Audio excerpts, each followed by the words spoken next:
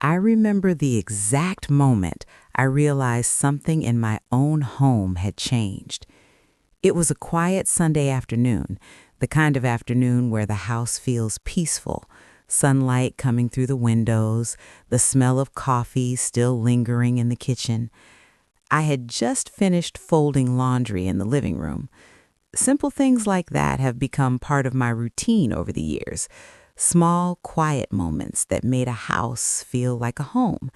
And for a long time, this house has been my pride. I bought it when my daughter was only 10 years old. Back then, I worked 2 jobs to keep everything together. I remember waking up before sunrise, packing her lunch, then rushing to work while she was still half asleep at the table. There were nights I barely slept, nights when bills were piled on the kitchen counter and I would sit there quietly trying to figure out how I was going to make everything work. But somehow I always did. Because when you're a mother, you don't really give yourself the option to fail. You just keep going. Over the years, that little girl grew up in this house. Her birthdays were celebrated here. Her school projects were done at the dining table. Her laughter used to echo down the hallway. And every corner of that house carried a memory. That was why what she said that afternoon felt like something breaking. She walked into the living room while I was folding the last towel. She looked at me for a moment. Not the way she used to look at me when she was younger. There was something different in her eyes, something distant, cold. She crossed her arms and leaned against the wall, and then she said something that I still hear in my mind sometimes. She said quietly, "Mom, you're embarrassing the family." For a second, I honestly thought I had heard her wrong. I looked up at her and asked, "What do you mean?" But she didn't hesitate. She said it again, clearer this time. "You're embarrassing all of us." The words landed slowly, like something heavy dropping in a quiet room. Embarrassing the family. I sat there with that folded towel in my hands, trying to understand what she meant. Because the truth was, I had spent my entire life trying to protect that family. Everything I had done had been for her. So hearing those words from my own daughter didn't just hurt, it confused me. I asked her calmly, "Why would you say that?" She sighed like I had just asked the most annoying question in the world. Then she said something that made my stomach tighten. "You just don't understand how things work now." Those words carried a tone I had never heard from her before. It was the tone people use when they believe they are above you, like they're talking down to someone. I could feel something shifting in the air between us, and at that moment, I had no idea that this conversation was only the beginning. Because 2 weeks later, my own daughter would do something that left me standing outside the house I had spent 20 years building, locked out by the same child I once carried in my arms. And when it happened, I finally understood what she meant when she said I was embarrassing the family. But the reason behind it was something I never could have imagined. At first, I tried not to take her words too seriously. Children grow up, they change, sometimes they say things they don't fully understand. That's what I told myself that day.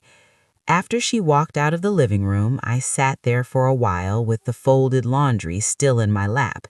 The house was quiet again, but it didn't feel the same kind of quiet. This time it felt heavy, like the air itself had changed. Still, I convinced myself it was just a misunderstanding. Maybe she was having a bad day. Maybe something had happened at work. Maybe she was stressed. I didn't want to believe my daughter would actually look at me with that kind of disappointment, so I let it go. Or at least I tried to. But over the next few days, I started noticing small things, little changes that were easy to ignore at first. The way she spoke to me, short answers, no warmth. She stopped sitting with me in the evenings the way she used to.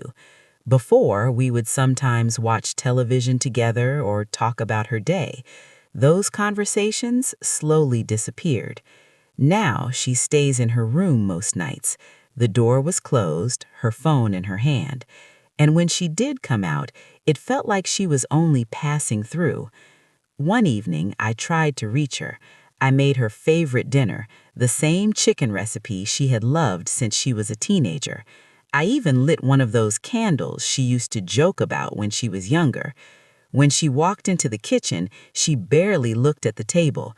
She grabbed a glass of water, glanced at her phone, and said quickly, "I already ate." Then she walked right back down the hallway. I stood there in the kitchen alone. The food is still warm on the stove. That was when I began to feel something deeper than confusion. I started feeling like a stranger in my own home. And the strange part was, it didn't stop there. A few days later, my daughter brought someone over, a woman I had never met before. They walked in laughing like they had known each other forever. My daughter barely introduced us. She said, "This is Karen." Karen smiled politely, but something about her smile felt rehearsed. The two of them went straight to the dining table and started talking quietly. Every now and then I could hear my name mentioned, low voices, small laughs. I didn't want to assume the worst, but something inside me told me that conversation was about me. Later that night, after Karen left, I asked my daughter who she was. My daughter looked at me like the question irritated her. She said, "She's helping me with some things." Helping her with what? She didn't explain. Instead, she walked away again. And that's when the feeling really settled in. Something was happening in my own house, something I wasn't being told. And whatever it was, it had something to do with me. I just didn't know how far my daughter had already gone, because while I was still trying to fix things between us, she had already started making plans that would leave me standing outside my own front door.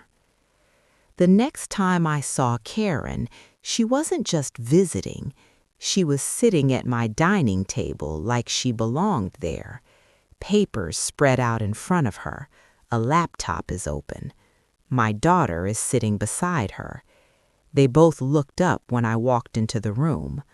For a moment, no one said anything. I remember feeling that strange tension again, the kind that makes a room suddenly feel smaller. Karen gave a polite smile, the same smile she had given me the first time we met, but this time it felt different, colder. My daughter cleared her throat and said casually, "Mom, we're just going over a few things." A few things. That was the way she said it, like whatever they were doing was completely normal. I glanced down at the table. There were documents spread everywhere, forms, notes, and something about the way Karen was organizing them made me uncomfortable. She wasn't acting like a guest. She was acting like someone working on something important, something official. I tried to keep my voice calm. "What kind of things?" I asked. My daughter leaned back in her chair like she had already prepared for that question. "Just planning," she said. Planning. That word didn't explain anything. But before I could ask more, Karen spoke up. She had a soft voice, very controlled. "Your daughter just wants to help organize a few things for the future." The future. I looked from Karen to my daughter. Something about the way they looked at each other made my chest tighten. It felt like they were sharing a conversation I wasn't part of. Still, I didn't want to jump to conclusions, so I nodded slowly and said, "Well, that sounds responsible." Karen smiled again. But this time she closed the laptop, almost like she didn't want me seeing what was on the screen. That small movement stayed in my mind long after the conversation ended. Later that evening, I passed by the hallway and heard their voices again. They were in the kitchen, speaking quietly. I wasn't trying to listen, but when you hear your own name, your ears naturally stop. Karen said something first. I couldn't hear the full sentence, but I clearly heard one part. You just have to start setting boundaries. My daughter sighed. Then she said something that made my stomach drop. I know, but she still thinks this is her house. For a moment, I stood frozen in the hallway. Her house. Those words echoed in my head. Because this house wasn't something she had built. It wasn't something she had worked for.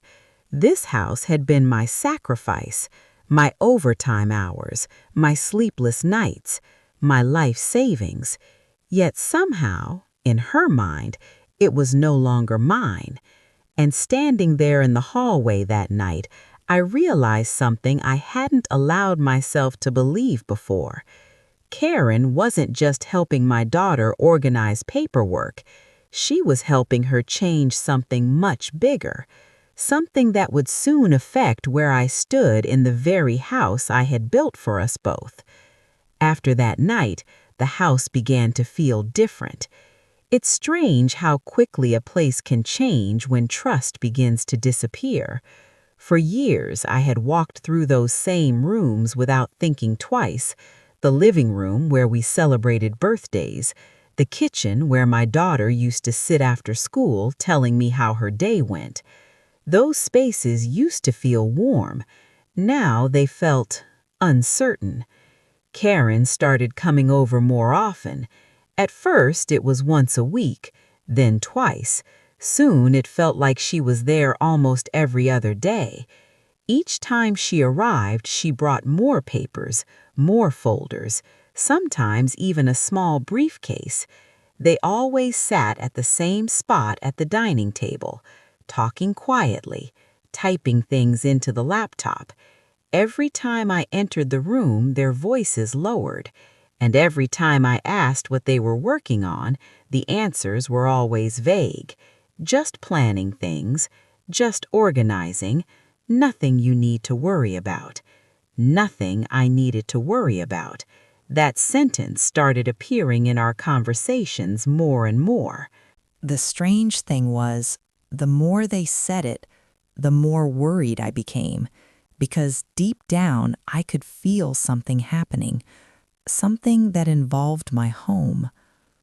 One afternoon, I walked into the kitchen earlier than expected.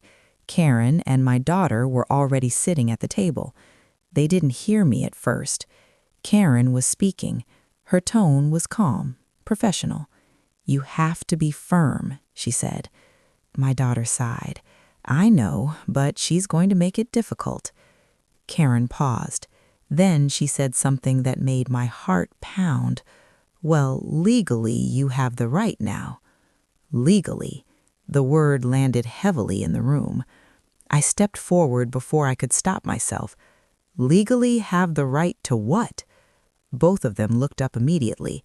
The conversation stopped. Karen closed the folder in front of her.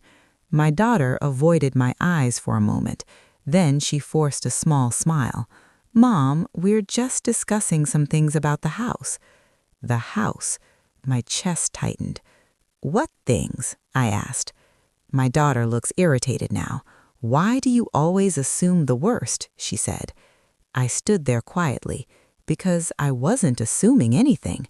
I was asking, but suddenly it felt like my questions were unwelcome in my own home. Karen spoke again. Her voice is calm, reassuring. "You don't need to worry," she said gently. "We're just making sure everything is arranged properly for the future." The future, that word again. I nodded slowly, even though something inside me felt very wrong. Later that evening, I walked through the living room and noticed something I hadn't seen before, a stack of new documents sitting on the coffee table. I picked one up. It looked like some kind of legal form. Before I could read it properly, my daughter quickly stepped into the room. She took the papers from my hand almost immediately. "You shouldn't go through my things," she said sharply. "Your things."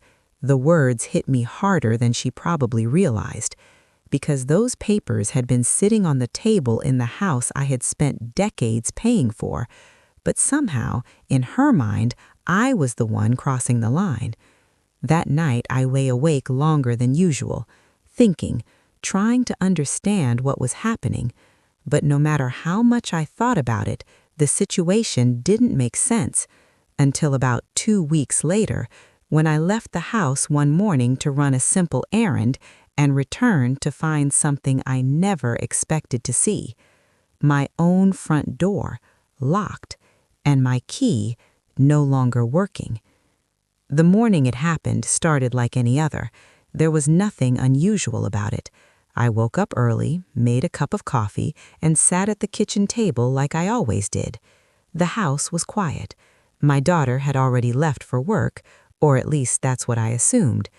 I remember looking around the room while I drank my coffee. The same kitchen I had stood in for years, the same cabinets I painted myself when we first moved in, the same window above the sink where the sunlight always came through in the morning. It still felt like my home, but something inside me had been uneasy ever since those conversations with Karen. Still, I told myself not to overthink things. That morning, I only planned to run a quick errand. I needed to pick up a few things from the grocery store and stop by the pharmacy. Nothing that would take more than 30 minutes. Before leaving, I grabbed my purse and walked toward the front door. For a moment, I paused and glanced around the living room. It was quiet. Too quiet. But I shook the thought away, locked the door behind me, and walked to my car. The drive to the store was short. I bought a few groceries, picked up my medication, and headed straight back home. In total, I was gone in less than an hour. When I pulled into the driveway, everything looked normal. My daughter's car was parked outside. That surprised me. I thought she had already gone to work, but I didn't think too much about it at the time. I grabbed the grocery bags from the back seat and walked toward the front door. The moment felt completely ordinary until I tried to unlock the door. I slid the key into the lock. I turned it, but the key didn't move. At first, I assumed the lock was stuck, so I pulled the key out and tried again. This time, I pushed it in more carefully. Turn it slowly. Still nothing. The key wouldn't turn at all. I frowned and stepped back from the door. Maybe the lock had jammed somehow. I tried again. Nothing. The key that had opened that door every single day for 20 years suddenly didn't work. That was when a strange feeling crept into my chest. A quiet sense that something wasn't right. I knocked on the door. "Hello?" I called. No answer, but I knew someone was inside. I had just seen my daughter's car. I knocked again, this time louder. A few seconds passed. Then I heard footsteps. The door opened, and there she was. My daughter stood there looking at me calmly, not surprised, not confused, almost like she had been expecting me. I lifted the key slightly and said, "My key isn't working." She didn't look at the key. Instead, she folded her arms and said something that made my heart stop. "That's because I changed the locks." For a moment, I couldn't even speak. Changed the locks? I stood there on the front step, holding the grocery bags in my hands, trying to understand what she had just said. Finally, I managed to ask, "Why would you do that?" She looked at me with the same cold expression I had seen weeks earlier in the living room, the same expression she had when she told me I was embarrassing the family. Then she said the words that still echo in my mind, "Because you don't live here anymore." For a moment, I honestly thought she was joking. The words sounded too unreal to be serious. "You don't live here anymore?" I stood there on the front step, holding 2 grocery bags, staring at my daughter as if I had misunderstood the sentence. This was the same child I had raised in that house, the same little girl who used to run down that hallway when she heard my car pull into the driveway. And now she was standing in the doorway, telling me I didn't live there. I tried to keep my voice calm. "What do you mean I don't live here?" She sighed, like this conversation was already exhausting her. "Mom, we've talked about this." We've talked about this. My mind searched for the moment she could possibly be referring to, but there had been no conversation like that, not one where she told me I was being removed from my own home. "I don't remember having that conversation," I said quietly. My daughter shifted slightly and leaned against the doorframe. Behind her, I could see the hallway. My hallway, the one I had once painted the walls while she was at school. And then I saw something else. Karen. She was standing further back inside the house, watching the whole situation. She didn't say anything. She just stood there with that same composed expression she always had. Suddenly, everything made sense. The paperwork, the quiet conversations, the word legally. I looked back at my daughter. "You planned this." It wasn't really a question. My daughter didn't deny it. Instead, she looked slightly irritated. "Mom, this isn't about planning anything. It's about boundaries." Boundaries, the same word Karen had used in the kitchen. I set the grocery bags down slowly on the porch. My hands had started trembling. "But this is my house," I said. The sentence came out almost automatically, because it was the truth. I had paid for it. I had worked for it. Every wall in that house carried a piece of my life. But my daughter shook her head. "No," she said, "it's not." Then she said something that made the ground feel unsteady beneath my feet. "I had the paperwork changed weeks ago." The paperwork? My heart started beating faster. What paperwork? She glanced briefly towards Karen. Karen stepped forward slightly now, still calm, still composed. "The property transfer documents," Karen said. Her voice sounded professional, detached, like she was explaining a routine procedure. My head spun. "What transfer?" My daughter crossed her arms. "You signed the forms." Signed the forms? For a moment, I felt completely lost. Then suddenly a memory surfaced. A few weeks earlier, Karen sitting at the dining table, papers spread out in front of her. My daughter told me they were just organizing things. Karen asked me to sign a few pages, saying they were only simple documentation. I remember signing them quickly without reading everything, because I trusted my daughter. The realization hit me like cold water. "You tricked me!" The words slipped out before I could stop them. My daughter didn't react. Karen didn't react either. They simply stood there, calm, prepared, as if they had already rehearsed this moment. And standing there on the porch, I realized something that hurt far more than the locked door. My daughter hadn't just changed the locks. She had already taken the house. For several seconds, none of us spoke. The air between us felt heavy. I stood there on the porch trying to process everything that had just been said. The house behind that door held 20 years of my life, every memory, every sacrifice, and now my own daughter was standing there telling me it was no longer mine. I took a slow breath and looked directly at her. "You had me sign those papers without telling me what they were." My voice was calm, but I could feel something deeper rising inside my chest. "Don't panic. Not even anger. Something steadier. Clarity." My daughter shifted slightly, clearly uncomfortable with the direction the conversation was going. "You signed them willingly," she said quickly. Karen nodded beside her. Yes, Karen added, her voice calm and professional. You agreed to the transfer. Transfer.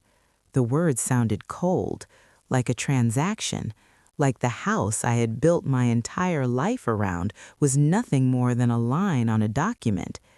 I looked at Karen. Did you explain what those papers actually meant when I signed them? Karen hesitated. It was only a small pause, but it was enough. Before she could answer, my daughter stepped in. Mom, you're making this dramatic, she said. This is just a legal arrangement. Legal arrangement. I glanced down at the grocery bag still sitting on the porch beside me. The normal life I had walked out of that morning suddenly felt very far away. Then I looked back up at her. Tell me something, I said quietly. My daughter frowned. What? Did you ever plan to tell me the truth? She didn't answer right away, and in that silence, I finally understood everything. This hadn't been an emotional decision. It had been planned, carefully, quietly, over weeks, maybe even months. Karen stepped forward slightly, clearly trying to regain control of the situation. We can discuss this calmly, she said, but legally the property now belongs to your daughter. Her words were meant to sound reassuring, but they only confirmed what I had already realized. I nodded slowly. For a moment, I looked past them into the house, my house, the hallway, the staircase, the living room where my daughter had taken her first steps. It was all still there, but somehow it no longer belonged to me. Then I did something neither of them expected. I smiled. Not a big smile, just a small one. My daughter looked confused. Karen looked cautious. And then I said something that changed the entire atmosphere on that porch. You're right, I said calmly. You do own the house now.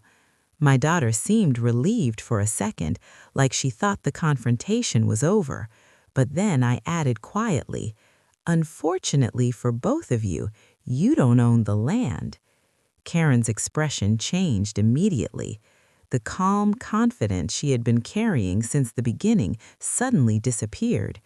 My daughter looked back and forth between us. What do you mean? She asked. I met Karen's eyes, and for the first time since she had entered my life, I saw uncertainty in them. Because the one thing they had forgotten to ask about, it was the one thing that changed everything. For the first time since this whole situation began, Karen's calm expression finally cracked. It was subtle. Most people probably wouldn't have noticed it, but I did. Her shoulders stiffened slightly. Her eyes narrowed just a little as she looked at me. You don't own the land? My daughter asked again, her voice now carrying a hint of confusion. I nodded slowly. That's right. The porch suddenly felt very quiet. Karen stepped forward now, her tone no longer as relaxed as before. What exactly do you mean by that? She asked carefully. I took a moment before answering, not because I was unsure, but because I wanted them to understand something important. You transferred the house, I said calmly, but the property deed and the land title were never part of those documents. Karen's face tightened. She quickly turned toward my daughter. You told me everything was included, she said under her breath. My daughter looked confused. That's what the form said. I shook my head slowly. No, I said. The form said structure transfer. They both stared at me. For a moment, neither of them spoke. Then Karen asked quietly, You're saying the house was transferred, but the land wasn't? I nodded. Yes. Now, Karen's professional composure had completely changed. She stepped away from the door slightly and ran her hand across her forehead. That doesn't make sense, my daughter said, but her voice didn't sound as confident as before. I looked directly at her. You remember when we bought this place? I asked. She frowned. "You bought it," she said. "Yes," I replied, "but the land belonged to my brother." That memory came back to me clearly. 20 years earlier, my brother owned several pieces of land outside the city. When I finally saved enough money to build a house, he offered me one of the plots. But instead of transferring the land immediately, we made a simple agreement. The land would stay under his name until everything was finalized years later. At the time, it seemed like a harmless arrangement between families, but that detail had remained unchanged all these years, and it was something Karen had never bothered to ask about. Karen looked at me again, her voice now much more careful. "So legally, your daughter owns the structure?" "Yes," I said calmly, "but the land it sits on still belongs to my brother." Silence filled the porch. My daughter stared at me as if she had just heard something impossible. "You're lying," she said quietly. I shook my head. "No." Karen was already pulling her phone out. Her fingers moved quickly across the screen, searching, checking something. The more she read, the more serious her expression became. After a moment, she lowered the phone slowly. Then she looked at my daughter, and the words she said next completely changed the situation. "She's telling the truth." My daughter's face was drained of color. "What do you mean?" Karen exhaled slowly. "It means legally you own the structure, but you don't own the property it's built on." My daughter turned toward me, her voice rising. "So what does that mean?" I met her eyes calmly. "It means the house can't stay there without the landowner's permission." Karen closed her eyes briefly. Then she said the one sentence neither of them had expected to hear that day. "If the landowner refuses permission," she paused, "the house can legally be removed." And suddenly, the house my daughter had worked so hard to take from me was standing on ground she didn't own. For a long moment, no one spoke. The quiet on the porch felt completely different now. Just minutes earlier, my daughter had been standing there with confidence, telling me I no longer lived in the house I built. Now that confidence had disappeared. She looked at Karen. Karen looked at the ground, then back at me. The balance of the situation had shifted, and they both knew it. "What does that even mean?" my daughter asked finally. Her voice no longer carried the sharp certainty it had earlier. Karen answered carefully. "It means the structure legally belongs to you," she said, "but the land beneath it belongs to someone else." My daughter frowned. "But the house is already there," she said. Karen nodded slowly. "Yes, but it exists on land that requires the owner's permission." Silence returned again. I could see my daughter trying to process what she was hearing, because for the first time since this whole situation began, she realized something important. Control had slipped away from her. She turned toward me. "So what happens now?" she asked. It was the first time she had asked me anything without sounding dismissive. I picked up the grocery bags from the porch, the same bags I had been holding when she first told me I didn't live there anymore. "I'm not sure," I said calmly. "That probably depends on what my brother decides." Karen spoke again, her tone now noticeably softer. "We may need to review the full property agreement." I nodded slightly. That would probably be a good idea. For the first time since I arrived home that afternoon, Karen no longer looked like the person controlling the situation. Now she looked like someone who had overlooked something important. My daughter stood there quietly. The confidence she had shown earlier was gone, but I didn't feel the satisfaction she probably expected. Standing there, I realized something surprising. I wasn't angry. I wasn't even interested in fighting. What hurt the most had nothing to do with the house. It was the fact that my own daughter had believed she needed to trick me in the first place. That was the part that stayed with me. After a moment, I turned away from the door. "Where are you going?" my daughter asked. I paused at the edge of the porch. Then I looked back at her one last time. "For now," I said quietly, "somewhere else." Because sometimes the hardest truth to accept isn't losing a house. It's realizing that the people you built that home for no longer see it the same way you do. I walked down the steps slowly. Behind me, the house stood exactly the way it always had. The same windows, the same front door, the same memories. But something inside me had already changed.